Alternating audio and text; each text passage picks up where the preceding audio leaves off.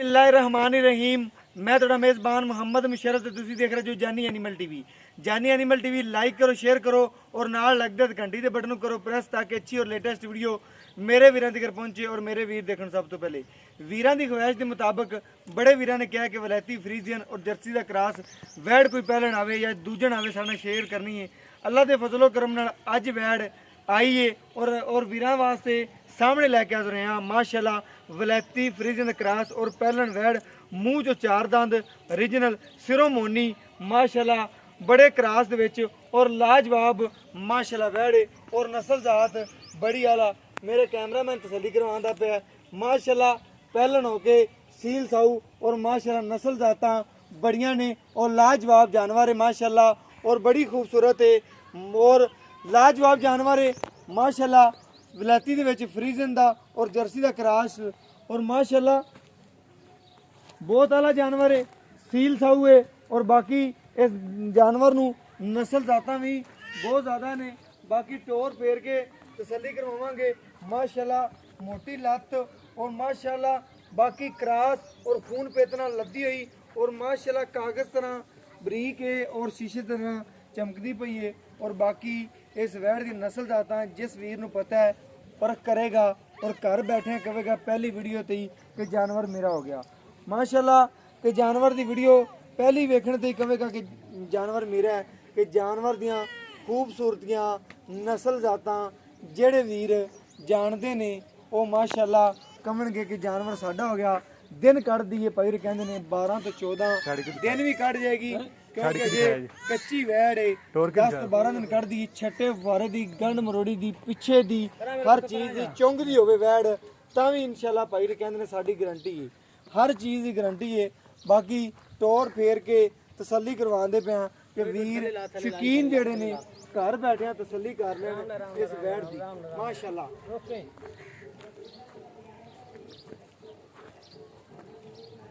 माशाल्लाह माशाल्लाह माशाल्लाह बहुत खूबसूरत जानवर है माशाल्लाह आर्डर क्वालिटी बहुत ज़्यादा इस तरह वैड़ ने जे तकरीबन 14 तो 15 दिन लै जाने ने और बाकी हवाना बहुत ज़्यादा बनावेगी और माशाल्लाह नस्ल जाता जिस नस्ल नाल तलक रखदी है वो नस्ल अल्लाह के फजलो करम नाल बेकार नहीं है माशाल्लाह आधा सिक्का आप मनांदी है जिथे जावे अल्लाह के फजलो करम नाल वैड़ दी नस्ल जाता वैड़ दी खूबसूरतियाँ जिसामत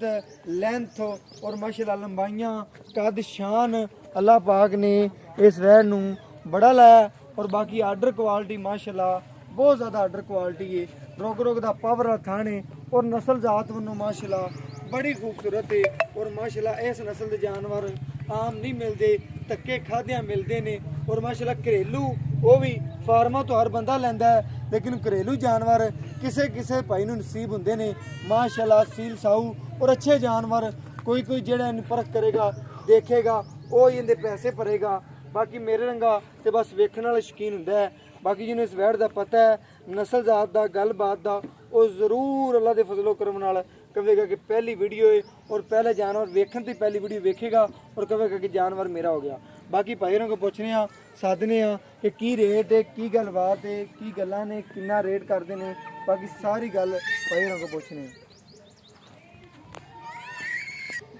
और बाकी भाईरों गल्लां करने और पूछने की गलबात है इस वैड़ की की नस्ल जात है। आज भजन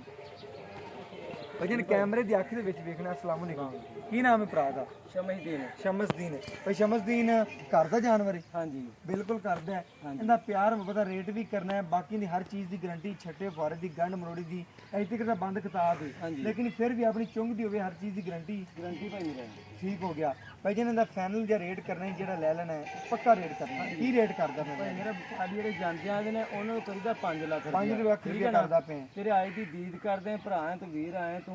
इनका असं रेट तेरे वास्ते करेंगे 4,70,000 रुपया 4,70,000 रुपया नहीं यार फिर भी तेरे वास्ते रोज़ आने तो भज के घुसरे फिरने इनका प्यार मतलब रेट करते कि मेरे वीरां नूं पसंद आवे और तेन भी पसंद आवे गलबात करन दा कि मैनूं मज़ा आवे तेरे नाल आया दा कि तेरी गां सेल होवे ऐ वेखना आपां गां ठल्लना नहीं गां नूं पक्के ते नगद देंदे ने कि धार दूर करदे ने नहीं भाई नगद धार कोई नहीं ठीक हो गया इत्थे पक्का ठक्का मुੱਲ करदे जे तूं लैणे पक्कियां गल्लां करदे जेह्ड़ी गलबात लैणी पैसे की वो गल कर जो पक्का टुक्का मुल ਭਾਈ ਮੇਰੇ ਤੇਰੀ ਆਈ ਦੀ ਦੀਦ ਕਰਦੇ ਆ ਠੀਕ ਹੈ ਪੱਕਾ ਠੇਕਾ ਕਰ ਜੀ 100 ਵੀ ਘੱਟ ਨਹੀਂ ਕਰਨਾ